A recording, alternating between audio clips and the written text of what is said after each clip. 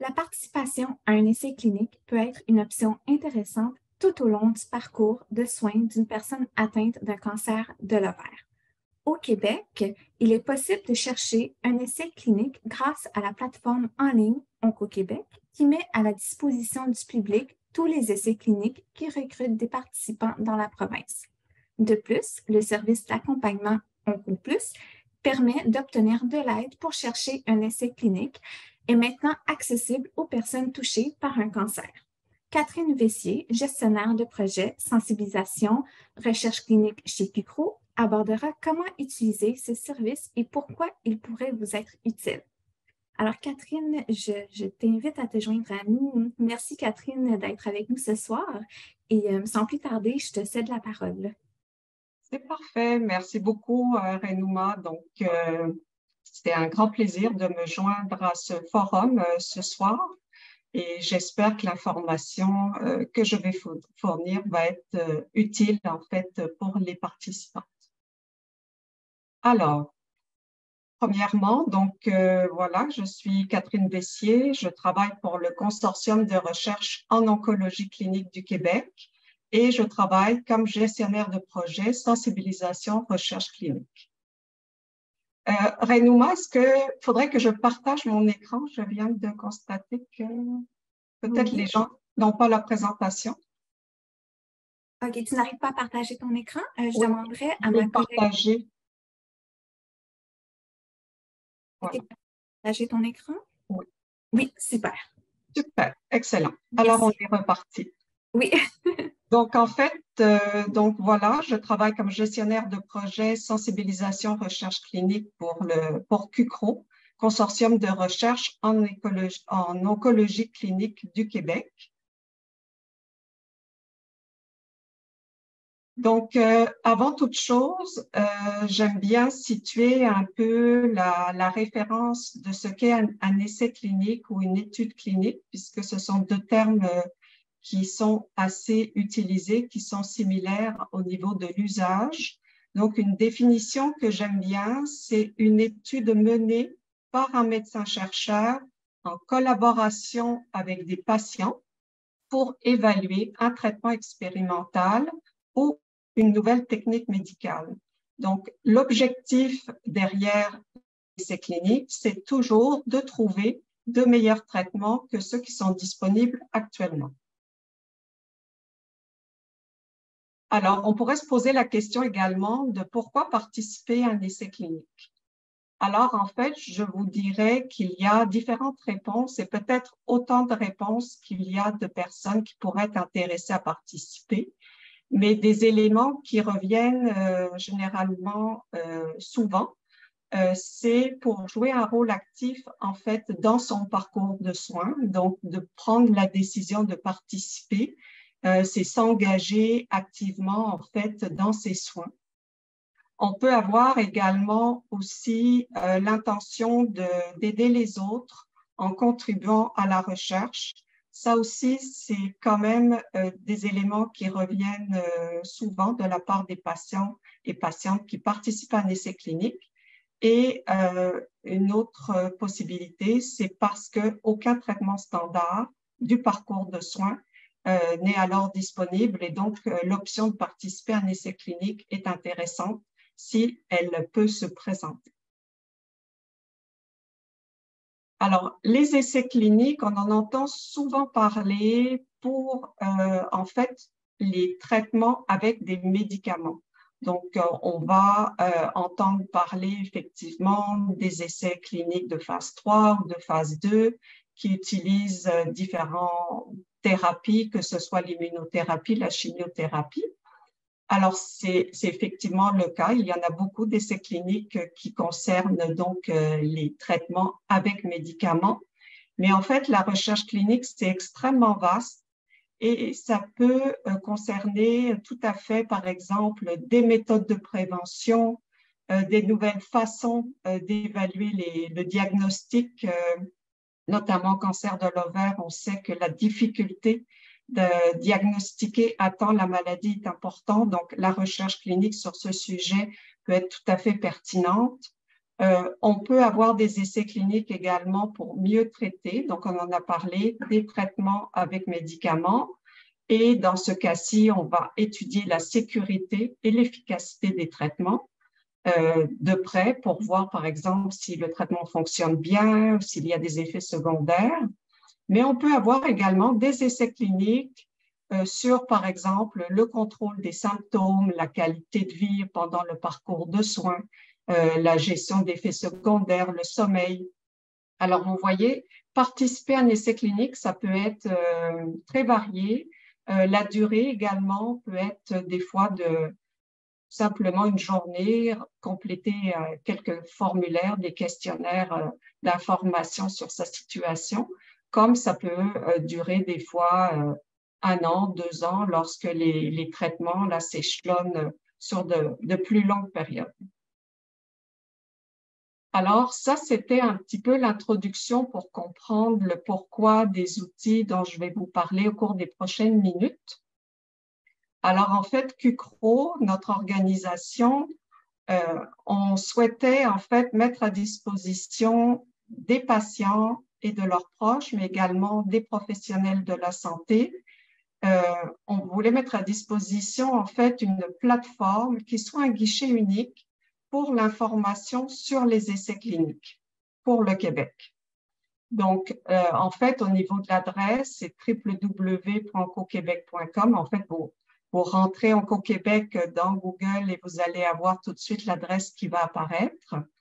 On parle de guichet unique parce qu'en fait, pour nous, c'était vraiment important qu'au même endroit, une personne qui souhaite s'informer sur les essais cliniques, c'est quoi participer à un essai clinique, qu'est-ce que ça implique, trouver des témoignages aussi d'anciens participants à des essais cliniques, toute l'information en fait qui est pertinente pour quelqu'un qui s'intéresse à une éventuelle participation peut être retrouvée là. La deuxième possibilité en fait au niveau de la plateforme, c'est de concrètement pouvoir chercher un essai clinique pour sa condition médicale. Donc, je vais parler un petit peu plus loin de comment ça fonctionne en fait, la recherche au niveau de la plateforme. Et finalement, une fois qu'on s'est informé, qu'on a fait des recherches et peut-être qu'on veut aller plus loin ou qu'on veut avoir de l'aide, parce que oui, c'est compliqué l'information sur les essais cliniques, on peut obtenir de l'aide grâce au service d'accompagnement qui s'appelle OncoPlus pour chercher un essai clinique pour sa situation et obtenir du soutien à ce moment-là. Alors, en fait, au niveau de la présentation de la plateforme, là, j'aurais pu naviguer dans le site, mais vous allez voir, ça a été créé pour que ce soit très convivial. C'est une plateforme qui a été développée avec des patients et patientes partenaires, avec des membres aussi d'associations de patients qui accompagnent donc les patients dans leur recherche et quelques médecins également qui ont pu donner leur avis pour le contenu plus scientifique. Donc, en fait, lorsque vous allez arriver la première fois sur la plateforme, vous allez avoir 2 portails qui sont accessibles, un portail pour les patients et un portail pour les professionnels de la santé. Alors, en fait, je vous invite à naviguer dans les 2 portails. C'est sûr qu'au niveau du portail patient, on l'a conçu pour que ce soit facile en termes de recherche, de trouver de l'information variée sur les essais cliniques, mais vous avez tout à fait la possibilité de naviguer sur les deux portails.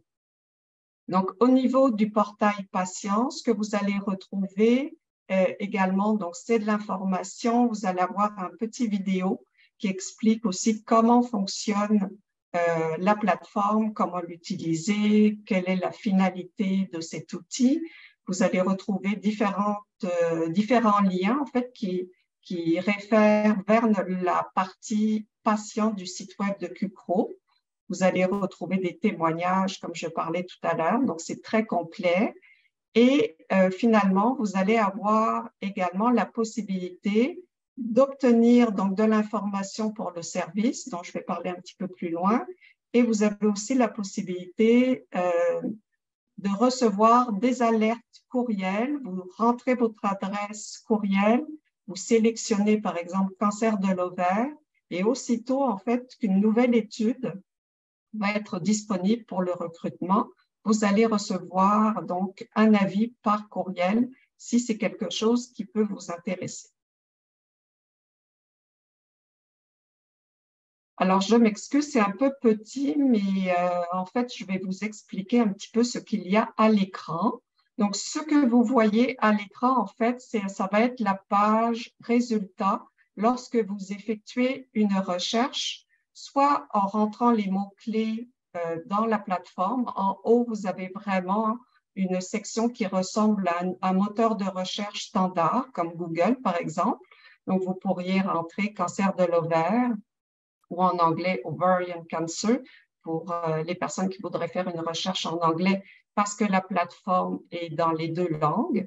Et vous allez retrouver, en utilisant également les filtres latéraux, donc j'ai mis la languette orange bien en évidence sur la diapo. Donc vous cliquez sur la languette orange et là vous allez avoir accès en fait à une série de filtres qui vous permettent de sélectionner plusieurs filtres et les filtres vont se cumuler et vous allez pouvoir comme ça raffiner votre recherche et obtenir des résultats normalement qui correspondent vraiment à ce que vous recherchez, que ce soit la ville, à l'hôpital, les lignes de traitement, les types de traitements qui vous intéressent et vous allez avoir donc des fiches qui vont se succéder avec toutes les options d'essais cliniques qui recrutent des participants au moment de la recherche.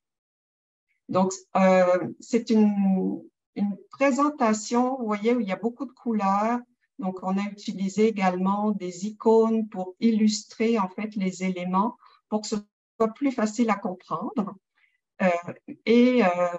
Généralement, les personnes qui l'utilisent là sont vraiment satisfaites. Elles nous disent que c'est présenté de manière très claire et facile à comprendre. Donc ensuite, si vous voyez qu'une étude en particulier vous intéresse, vous allez cliquer sur la fiche précédente qui était à l'écran.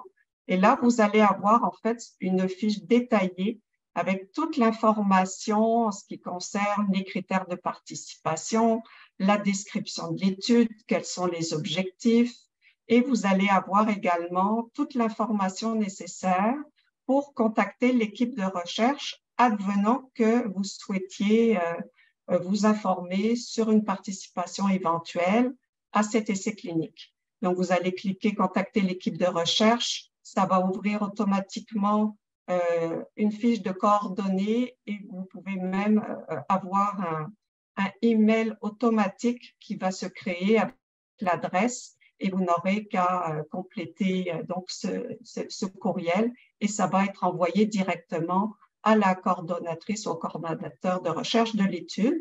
Donc, tout a été pensé pour que l'outil soit vraiment clé en main jusqu'au bout, jusqu'au contact en fait de l'équipe de recherche. Alors, malgré tout, j'en parlais tout à l'heure, on a eu la réflexion lors du focus group là qu'on a réalisé pour développer cet outil de la part des patients. Ils nous disaient, ben oui, c'est clair, c'est quand même facile à comprendre, mais il n'en demeure pas moins que pour nous, des fois, c'est un peu, il y a de l'ambiguïté dans la compréhension, dans l'interprétation des informations.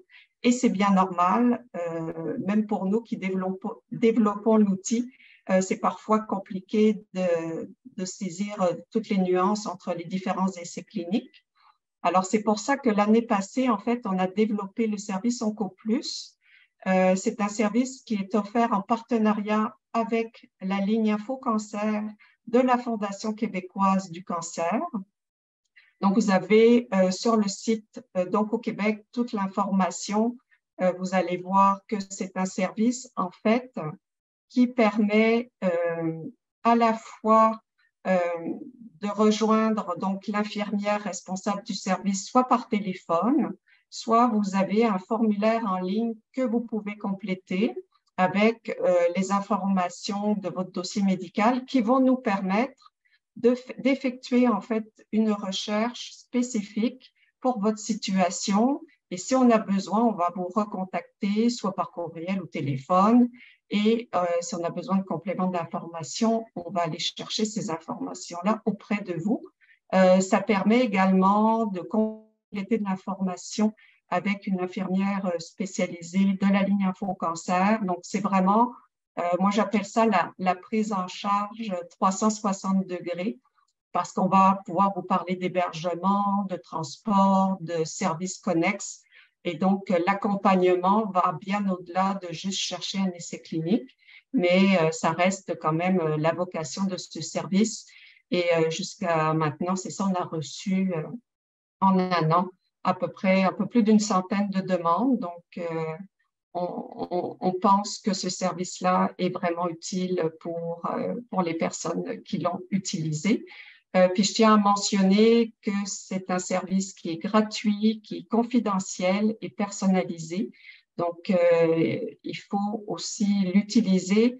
Même si vous n'êtes pas prête à chercher un essai clinique, la personne peut vous donner de l'information sur toutes les étapes, en quoi ça consiste, participer, donc démystifier tout ce qui peut être, avoir besoin d'être démystifié en fait sur la participation, parce qu'on sait qu'il y a beaucoup de préoccupations liées à ça. Donc, le service d'accompagnement peut répondre à ces différentes demandes.